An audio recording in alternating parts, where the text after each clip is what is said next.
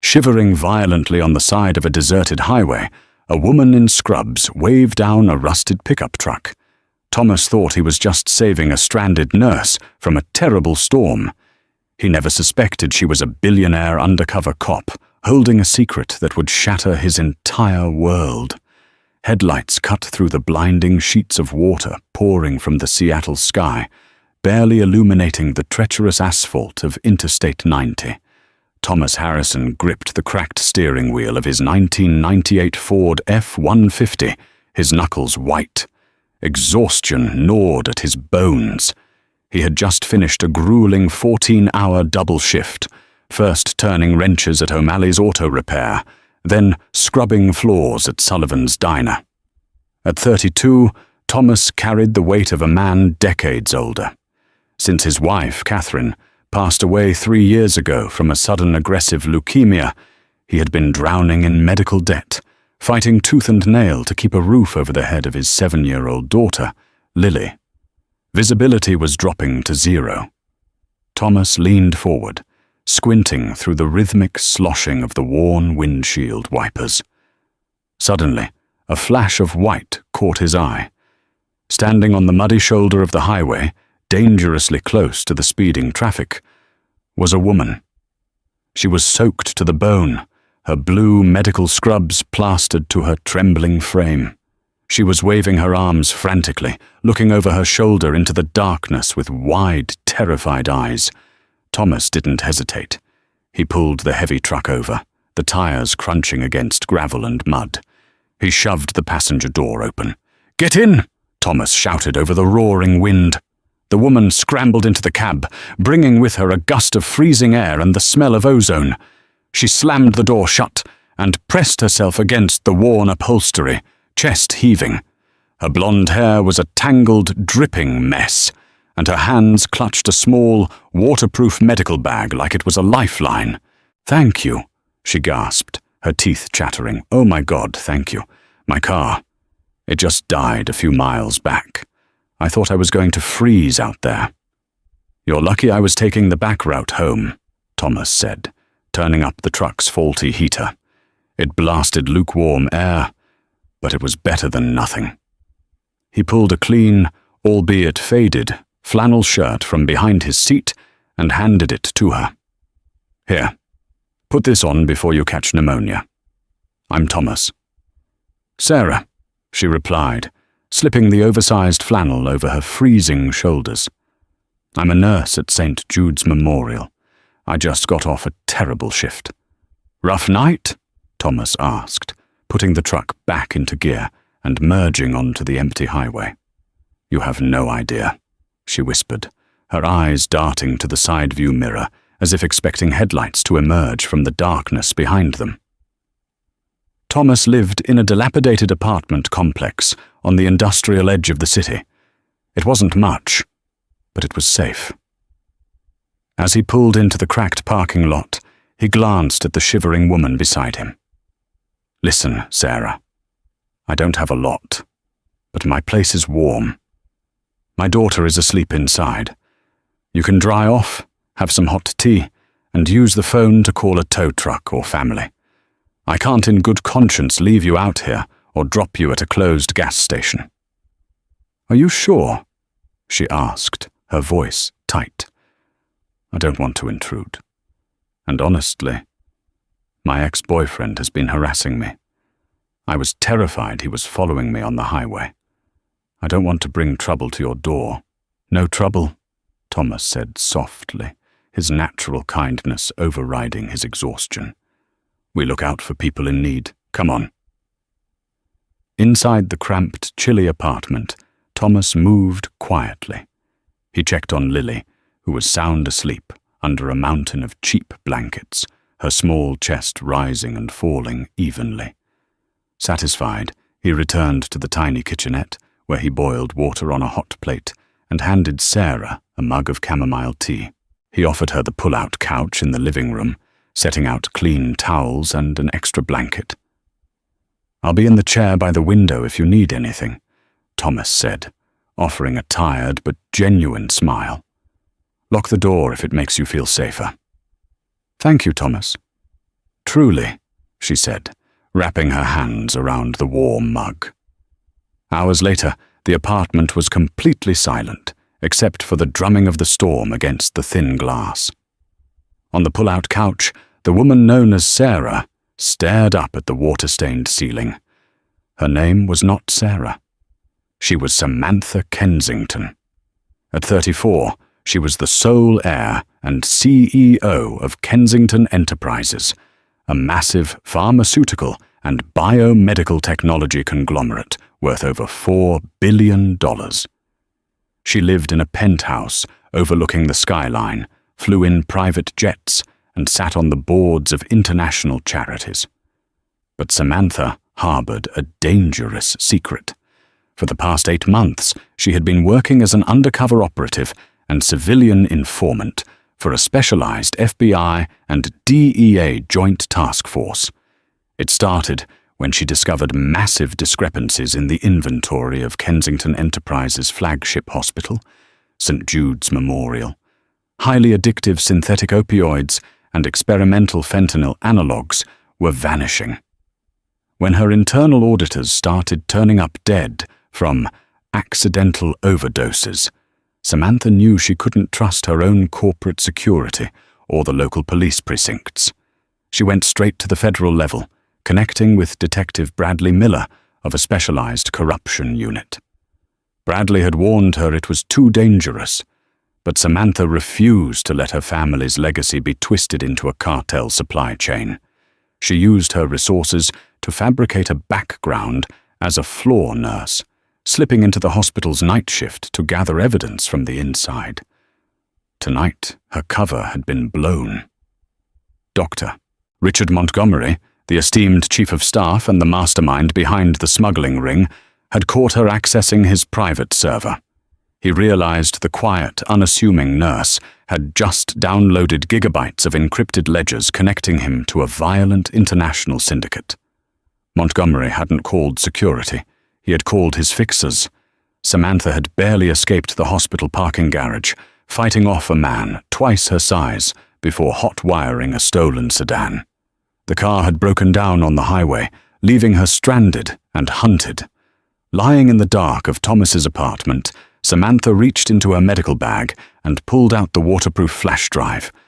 It held everything. The names, the offshore accounts, the delivery routes.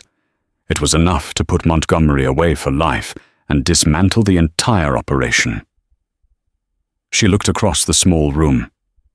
Thomas was asleep in the armchair, his head resting awkwardly against the window pane.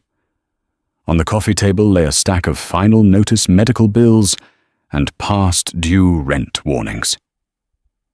Samantha felt a sharp pang of guilt.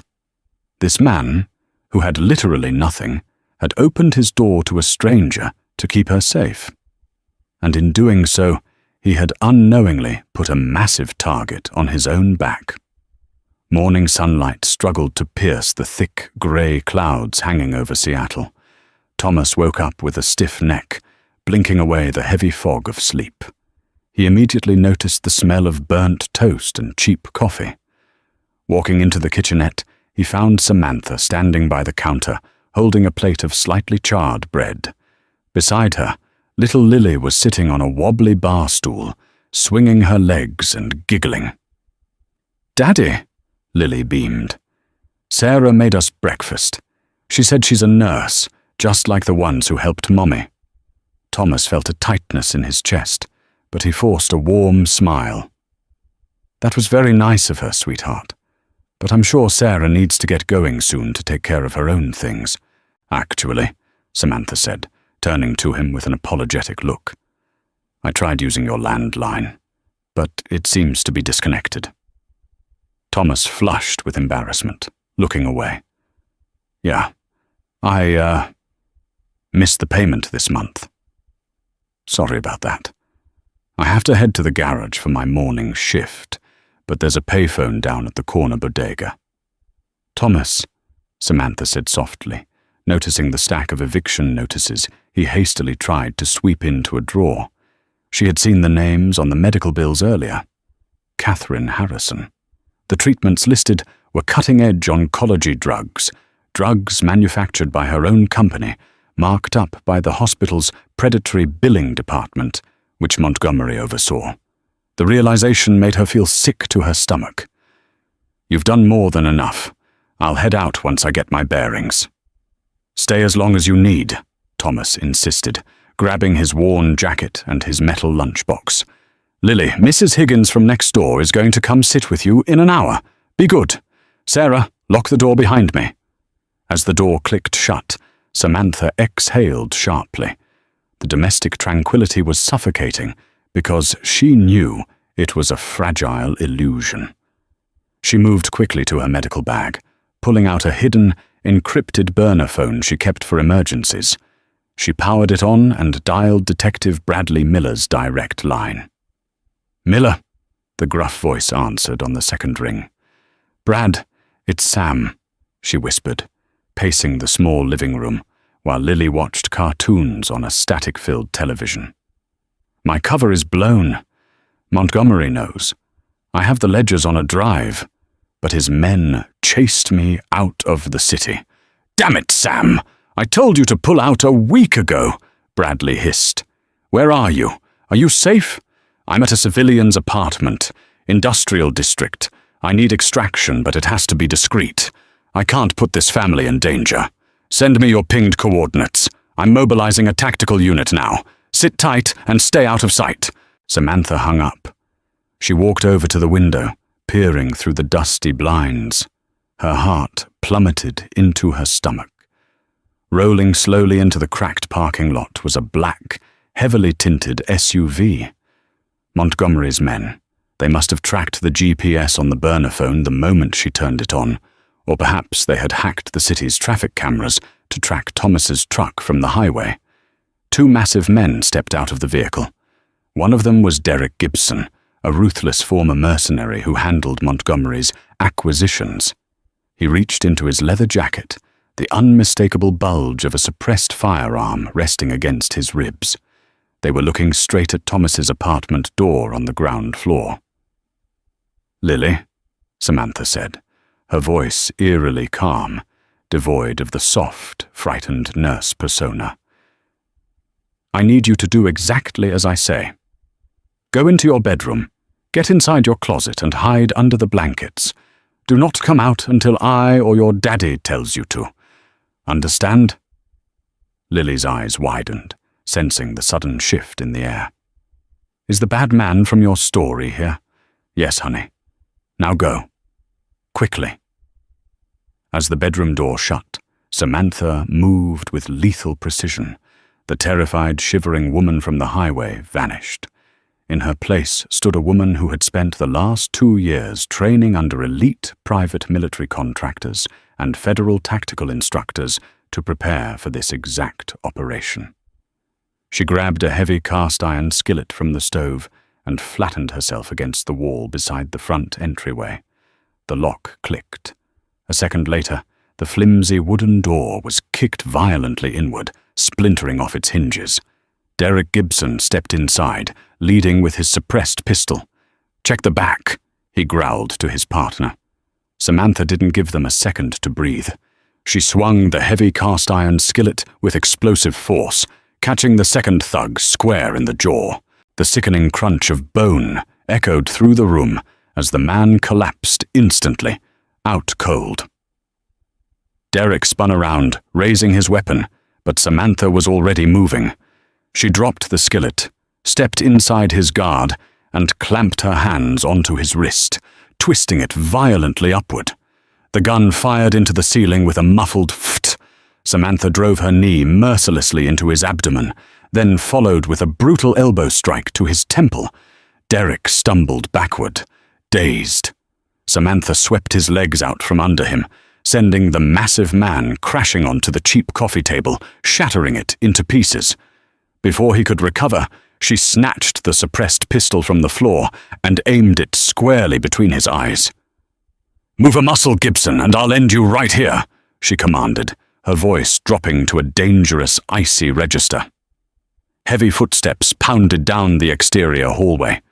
"Sarah! Lily!" Thomas burst through the shattered doorway, breathless. He had realized halfway to the garage that he forgot his lunchbox and turned back. He froze in his tracks. His living room was destroyed. Wood shards and broken glass littered the floor. One massive man was bleeding and unconscious by the kitchen counter. Another man was groaning in the ruins of the coffee table. And standing over them, holding a professional-grade firearm with absolute, terrifying competence, was the fragile, terrified nurse he had rescued from the rain. Thomas's lunchbox slipped from his fingers, clattering loudly against the linoleum. "What? What is this?" Thomas stammered, his eyes darting from the gun to her face. "Who are you?" Samantha didn't lower the weapon, but she turned her head slightly to look at the man who had saved her life. The deception was over.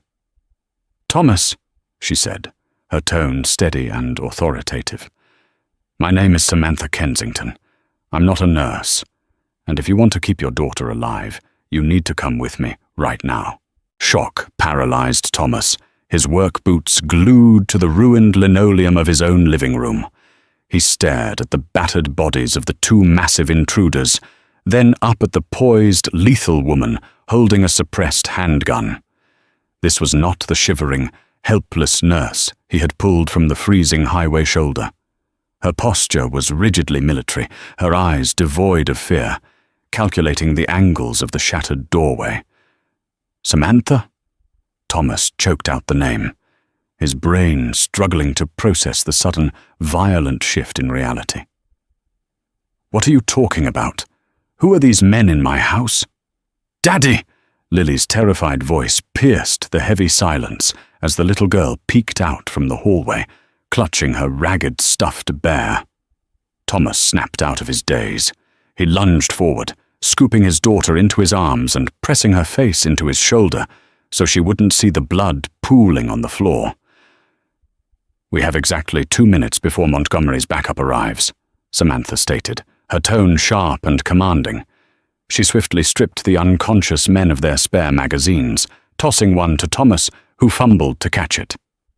"Grab whatever you need for the next 48 hours. We are leaving right now." Panic gave way to paternal instinct. Thomas didn't ask another question. He grabbed his daughter's backpack, shoved in some clean clothes, and secured his father's old hunting knife from the top shelf of the closet. Racing down the back stairwell of the apartment complex, the trio burst out into the dreary Seattle morning. The rain had subsided into a miserable drizzle, but the cold bit into their skin. Samantha led them through a maze of narrow, trash-strewn alleyways, constantly checking her six. She navigated the industrial district with a practiced precision that deeply unsettled Thomas. Tires screeched at the end of the alley. A massive, matte-black armored SUV slammed to a halt, blocking their path. Thomas instinctively shielded Lily with his body, gripping his knife tightly. "Stand down, Thomas," Samantha ordered softly, lowering her stolen weapon. The rear doors of the SUV flew open. Inside sat Detective Bradley Miller, flanked by 2 heavily armed tactical agents wearing unmarked tactical gear. "Get in, Sam, now!" Bradley roared over the rumble of the engine. Thomas scrambled into the cavernous back seat, pulling Lily onto his lap. Samantha slid in beside them, slamming the heavy reinforced door shut, just as another vehicle, a sleek, silver sedan, tore around the corner, its occupants opening fire. Bullets pinged harmlessly off the SUV's ballistic glass as Bradley's driver floored the accelerator, tearing through the industrial streets and leaving their pursuers in the dust. Inside the safety of the rolling fortress, the adrenaline slowly ebbed, leaving a heavy, suffocating silence.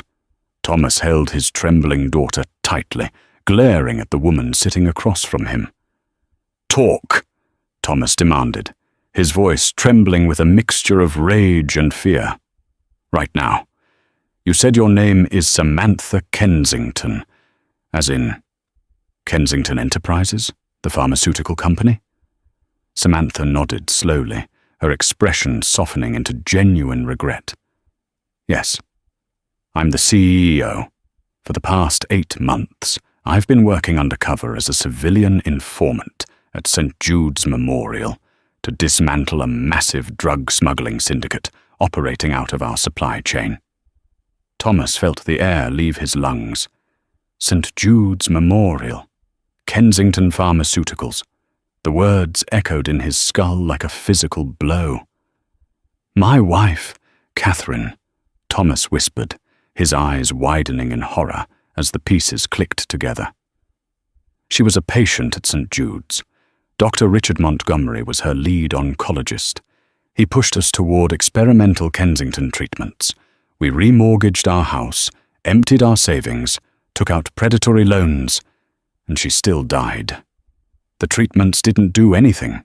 Samantha's face drained of color. Detective Miller swore softly under his breath, looking out the tinted window. "Thomas, I am so deeply sorry," Samantha said, her voice cracking for the first time. "Montgomery wasn't just smuggling out the good drugs. My internal audits revealed he was replacing crucial medications with heavily diluted counterfeits and pocketing the difference. He wasn't trying to save Catherine. He was using her as a billing shield to cover his cartel shipments." Tears streamed down Thomas's weathered face. The crushing debt, the double shifts, the eviction notices. It was all built on a foundation of horrific, calculated murder. The man who had promised to save his wife had deliberately sacrificed her for profit. "I have the encrypted ledgers," Samantha said fiercely, leaning forward and placing a hand over Thomas's trembling fist. "I have every offshore account, every fake prescription, every delivery route. I have the evidence to destroy him, Thomas. And I promise you, by tonight, Richard Montgomery will lose everything." The SUV descended into an underground parking structure beneath a towering, glass-fronted skyscraper in downtown Seattle. They were escorted up a private elevator directly into the Kensington Enterprises' secure penthouse. The sheer opulence of the safe house, vaulted ceilings, panoramic views of the city, and modern art stood in jarring contrast to the dirty, desperate reality Thomas had lived in for years. While a trauma specialist from Bradley's team tended to a wide-eyed Lily, offering her hot chocolate and new toys, Samantha and Bradley set up a mobile command center in the sprawling living room. "Montgomery knows you have the drive," Bradley said, throwing a topographical map onto the marble dining table. "He's panicked.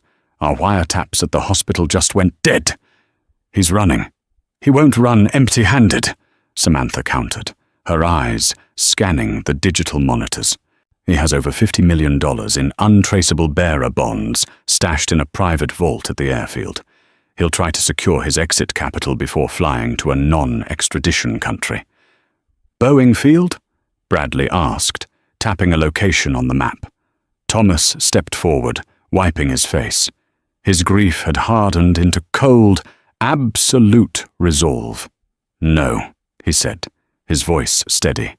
"Not Boeing Field. If he's moving illicit cargo and trying to dodge the FAA, he's using the old Millers Creek airstrip just outside the county line. I used to work as an engine mechanic out there before I took the job at the diner. It's an unmonitored runway, mostly used by crop dusters and private smugglers. It has a blind spot that radar can't touch." Samantha looked at Thomas, recognizing the fierce determination burning in his eyes. He wasn't just a victim anymore. He was a father fighting for his family's justice. "Show us," Samantha said. Heavy rain began to fall again as the tactical convoy approached the desolate Millers Creek airstrip. The sky was the color of bruised iron. The airfield was virtually abandoned, save for a single, sleek Gulfstream jet idling near a rusted hangar, its engines whining with a high-pitched roar. Thomas sat in the passenger seat of the lead SUV, a tactical vest strapped tightly over his faded flannel shirt.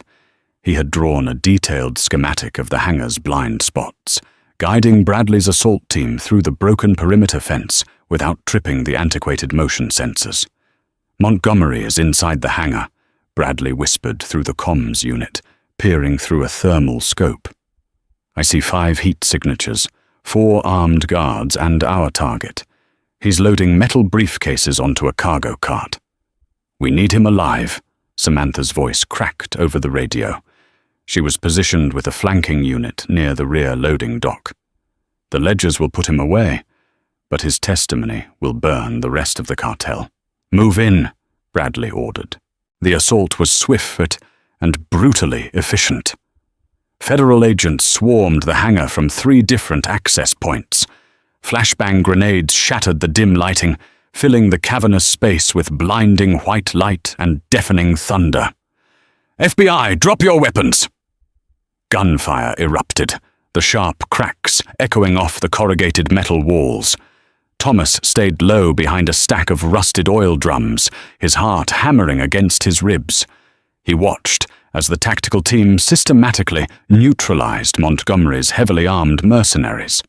But amidst the chaos, Dr. Richard Montgomery, clutching a silver briefcase, scrambled up a steel gantry staircase toward the hangar's roof access. He was trying to reach a secondary helicopter pad. "He's making a run for the roof!" Thomas yelled into his radio. Without waiting for backup, Samantha broke from her cover and sprinted toward the stairs, taking the metal steps 2 at a time. Thomas didn't hesitate. Driven by the memory of Catherine's suffering, he abandoned his safe position and followed Samantha up the narrow catwalk. The roof of the hangar was slick with rain and grease. The wind whipped furiously, threatening to throw them over the edge. Montgomery was desperately trying to unlock the access door to an old helipad when Samantha emerged from the stairwell, her weapon raised. "It's over, Richard!" Samantha shouted over the howling wind. "Drop the case and put your hands on your head!" Montgomery spun around, his expensive suit soaked and ruined. His face was twisted in a snarl of pure desperation. He reached into his coat, pulling out a compact revolver. "You ruined everything, you little corporate brat!" Montgomery screamed, aiming his weapon wildly. Before he could pull the trigger, Thomas burst onto the roof. He didn't have a gun, and he didn't care. He launched himself forward with the sheer, unbridled force of a man who had nothing left to lose. He tackled the corrupt doctor with devastating momentum. Both men crashed violently onto the unforgiving roof, the silver briefcase skittering away and bursting open, spilling millions of dollars in bearer bonds into the muddy puddles. The revolver clattered across the metal grating. Montgomery threw a desperate punch, catching Thomas in the jaw, but Thomas barely felt it. He grabbed Montgomery by the lapels of his ruined suit, hauling him halfway off the ground, his fist raised. "This is for Catherine!" Thomas roared, his knuckles white. "Thomas, no!" Samantha yelled, rushing forward and grabbing his arm. "Don't do it! Don't let him turn you into a murderer! We have him! His life is over!" Thomas held his fist suspended in the air, trembling violently. He stared down into the terrified, pathetic eyes of the man who had destroyed his family. Slowly, agonizingly, Thomas lowered his hand. He shoved Montgomery back onto the wet roof in disgust. "You're not worth it," Thomas spat. Bradley Miller and his agents flooded the roof a moment later, securing Montgomery in heavy iron cuffs and dragging him away as he shouted empty threats into the storm. The operation was a massive success. The encrypted ledgers Samantha secured led to a sweeping federal indictment, dismantling one of the largest pharmaceutical smuggling rings in North American history. 2 weeks later, the sun was shining brightly over Seattle. Thomas stood on the balcony of a beautiful, spacious townhouse in a quiet, safe suburb. The crushing weight of the medical debt was gone. Kensington Enterprises had thoroughly audited St. Jude's Memorial, entirely refunding the predatory bills and establishing the Catherine Harrison Foundation, an initiative dedicated to providing free, high-tier medical care to low-income families. The door to the balcony opened, and Samantha stepped out, holding 2 cups of coffee. She was no longer wearing the muddy scrubs or the tactical gear. She looked radiant, dressed in an elegant but simple sundress. Lily is officially enrolled in the Kensington Academy. Samantha smiled, handing him a mug. She's incredibly smart, Thomas. She's going to do amazing things. I don't know how to thank you, Thomas said, looking out over the peaceful neighborhood. You gave us our lives back. You saved my life on that highway, Samantha replied softly, stepping closer and resting her head gently against his shoulder. I think it's fair to say we saved each other.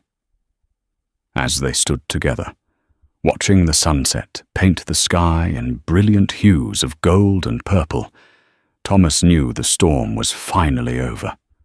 The struggles of his past had forged a new beginning, and for the first time in years, he looked forward to tomorrow. Did this story of a poor single dad risking everything to save a stranger, only to uncover a billionaire's secret, keep you on the edge of your seat? If you loved this thrilling tale of dramatic twists, karmic justice, and the power of unexpected kindness, please like this video, share it with your friends, and subscribe to the channel for more incredible real-life storytelling.